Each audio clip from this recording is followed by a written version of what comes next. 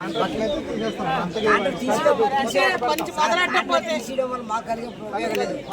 ప్రారంభించాలి.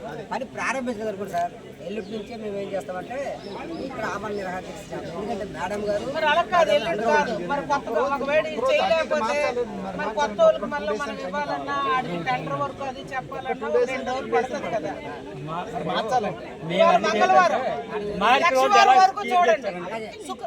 లక్షవారం వరకు చూద్దాం, శుక్రవారం నిర్ణయం తీసుకుంటారు.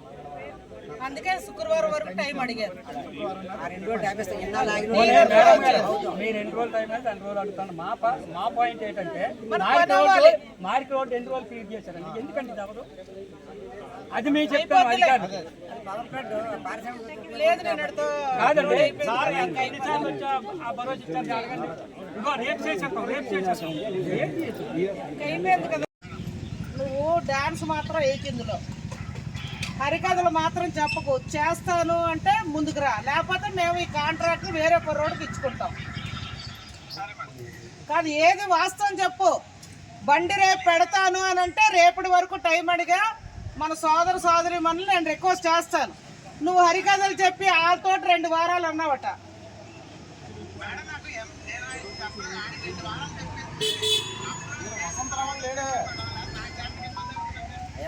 అయ్యా శేషి గారు నేను నిన్న మీరు ఏం మాట్లాడారండి ఇంజనీర్ గారి దగ్గర?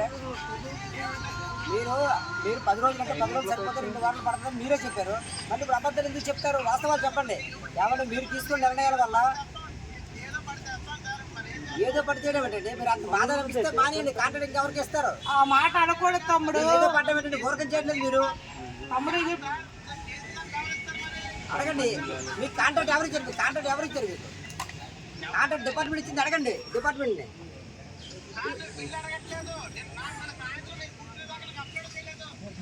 నేడు శృంగవరపుకోట ఎంపీడీఓ కార్యాలయం వద్ద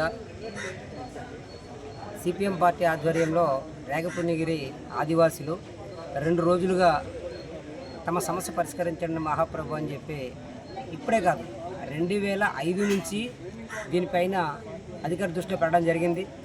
మరి భారతదేశంలో స్వతంత్రం వచ్చి 78 ఏళ్ళు కావస్తున్నా ఈరోజు మనిషి అంతరిక్షంలోకి వెళ్ళడానికి మార్గం ఉంది. కానీ ఎస్కోటకి కూతవేటు దూరంలో ఉన్నటువంటి రేగపుణ్యగిరి గిరిజన గ్రామానికి హాస్పిటల్కి రావాలన్నా ఇతర అవసరాల కోసం రావాలన్నా డోలీ మూతలే తప్ప మరో వేరే గతి లేదు, గత్యంతరం లేదు.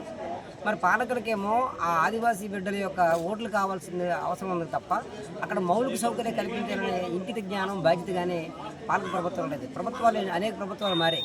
ఈ 78 ఏళ్లలో అనేక ప్రభుత్వాలు మారాయి, ప్రజాప్రతినిధులు మారారు. కానీ ఈయన బతుకులో మాత్రం మార్పు అనేది లేదు, క్లియర్ కనబడుతుంది.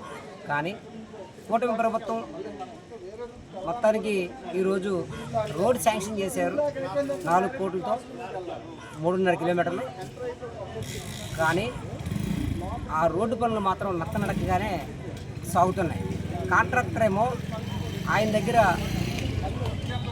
పనిచేసే యంత్రాలు సరైనవి లేవని, నాకు బిల్లు కాలేదని చెప్పి ఇప్పటి వరకు ఆయన ఇలా తాత్సారం చేస్తూ వస్తే నిన్న ఈరోజు ఇక్కడ కూర్చున్న తర్వాత ఏవైతే బిల్లు కాలేదన్నారో అవన్నీ కూడా ఇప్పుడు ఆ వర్కులన్నీ కూడా ఆన్లైన్లో పెట్టారు. బిల్లు పడే పరిస్థితి అధికారులు తీసుకురావడం జరిగింది. దీనిపైన నియోజకవర్గ ఎమ్మెల్యే గారు టెంట దగ్గరకు వచ్చి ఒక భరోసా ఇచ్చారు. రేపటి నుంచి కాంట్రాక్టర్ పనిచేస్తాడు, లేకుంటే ఎల్లుంటి నుంచి వేరే కొత్త కాంట్రాక్ట్కి వర్క్లు అప్పచెప్పి పని చేసే బాధ్యత మాది, లేకుంటే తర్వాత మీరు మీ పద్ధతిలో పోరాటం కొనసాగించవచ్చు అని చెప్పేసి ఎమ్మెల్యే గారు భరోసా ఇచ్చారు. ఆ భరోసా ప్రకారంగానే మేము ఈరోజు ఈ కార్యక్రమాన్ని విరమించుకోవడం జరిగింది. ఒకవేళ ఈ 2-3 రోజుల్లో పనులు ప్రారంభించకపోతే ఆమరణ నిరాహార దీక్షకి వెళ్తామని చెప్పి మీడియా ముఖ్యంగా అలాగే ప్రజాప్రతినిధుల సమక్షంలో సిపిఎం పార్టీగా అధికారులు హెచ్చరించడం జరిగింది. అందుకని ఆ పరిస్థితి తెచ్చుకోకుండా వెంటనే అధికారులు ఏదైతే ఇప్పుడు వచ్చి హామీలు ఇచ్చారో ఆ హామీలను కొనసాగించడానికి ప్రయత్నం చేస్తే ఇది అందరికీ మంచిదని చెప్పి, లేకుంటే మేము ఆమరణ నిరాహార దీక్షకు వెళ్తామని చెప్పి ఇందు మూలంగా తెలియజేస్తున్నాం. అందరికీ నమస్కారాలు.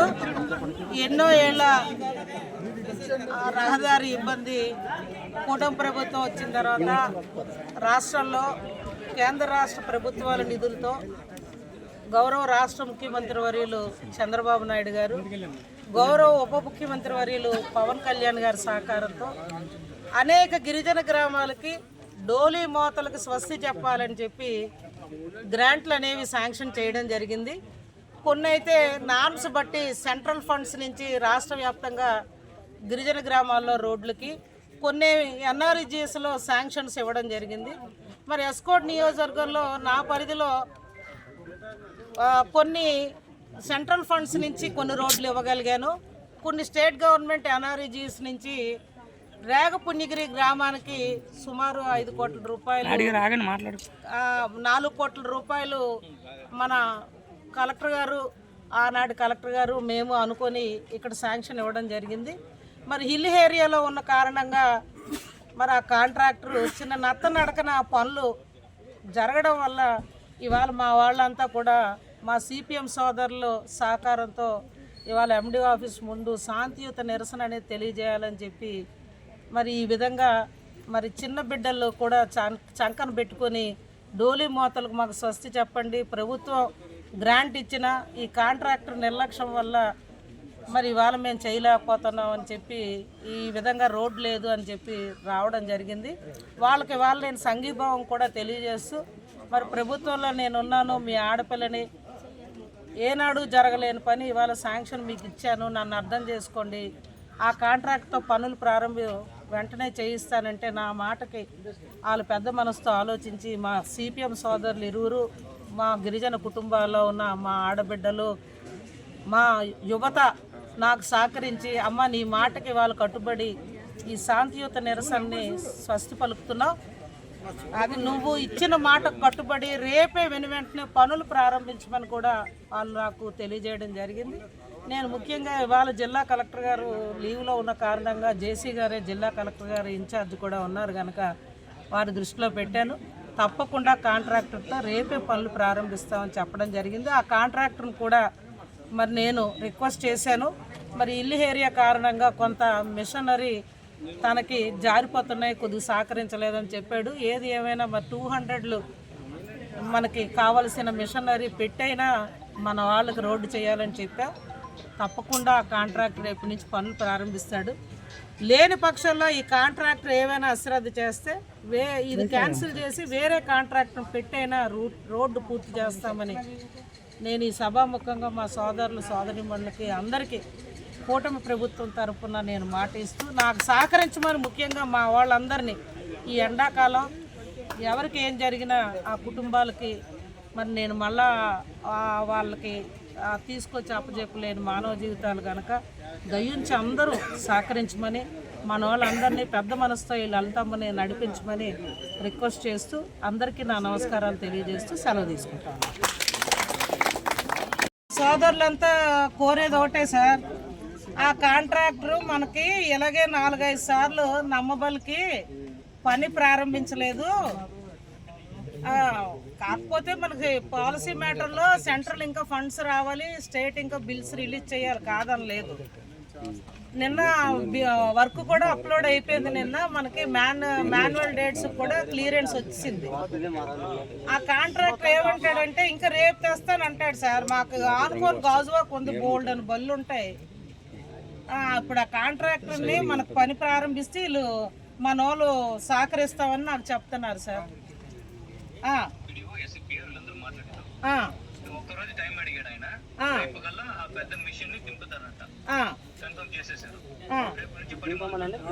సార్ అదే మీ మాట మీద మా సిపిఎం సోదరు అందరినీ రిక్వెస్ట్ చేస్తున్నాను సార్.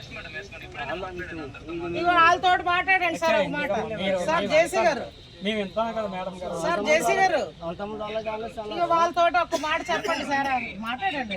అవునా సార్? ఇగో రమణని మన కుర్రోడ్తో మాట్లాడండి సార్, సిపిఎం మా సోదరుడు. సార్ నమస్తే. ప్రారంభించే మీరు వేరే కాంట్రాక్ట్ ఇచ్చి వర్క్ చేస్తామని మీరు హామీ ఇచ్చారు. ఒకవేళ ఈ హామీ కాకపోతే మాత్రం మేము ఆమరణ నిరాదీక్ష సార్. ఎందుకంటే మీడియా సోదరుల సమక్షంలో ప్రజాప్రతినిధి సమక్షంలో చెప్తున్నాం సార్. ఆ పరిస్థితి రాకుండా చూసుకుంటారని మేము మీకు తెలియజేస్తాము సార్. సార్ జేసీ గారు, దీని మీద కొద్దిగా సీరియస్గానే వాళ్ళ మీద మీరు యాక్షన్ తీసుకోండి సార్. నేను మా గిరిజన సోదరి మళ్ళీ నా రిక్వెస్ట్ సార్, వాళ్ళకి డోలీ మూతలు కష్టాలు తీరాలని నేను శాంక్షన్ ఇప్పించిన గ్రాంట్ ఇది, అది క్లియర్ చేయించండి సార్ వాళ్ళకి ఎలాగైనా. అయితే మీ మాట మీద నా మీద అభిమానంతో ఇది క్లోజ్ చేస్తున్నారు వాళ్ళు ఈ ఇష్యూని. అంటే ఎండలు కాదు సార్, చిన్న పిల్లలు కూడా పాప ఎత్తుకొని వచ్చేసారు, పాలు తాగి పిల్లలు కూడా టెంట్లో ఎండలో. వాళ్ళు మన మాట మీద నమ్మకంతో ఇది ఇష్యూ క్లోజ్ చేసేస్తున్నారు ఇవాళ. Right sir. మరి మీ భరోసాతో నేను వాళ్ళకి మాట ఇస్తున్నాను, ఎక్కడ నాకు తేడా రాకూడదు. Right sir. అయితే రైట్ సార్. నమస్తే అండి. నమస్తే. ఇంకా అప్లోడ్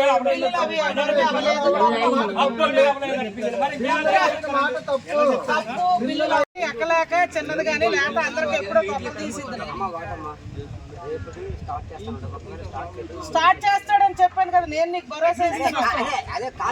దగ్గరున్న డిపార్ట్మెంట్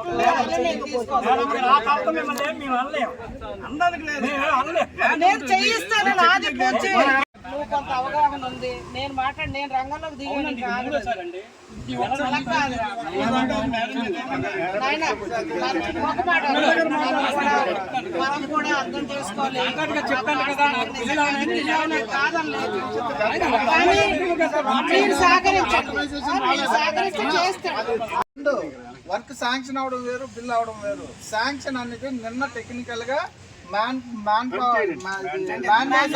నిన్న అయింది కాబట్టి అతనికి పర్మిషన్ వచ్చినట్టు. ఇప్పటి నుంచి అతను ఏది చేసినా అది ఆథరైజ్డ్ అవుతుంది, రికార్డింగ్ చేయడానికి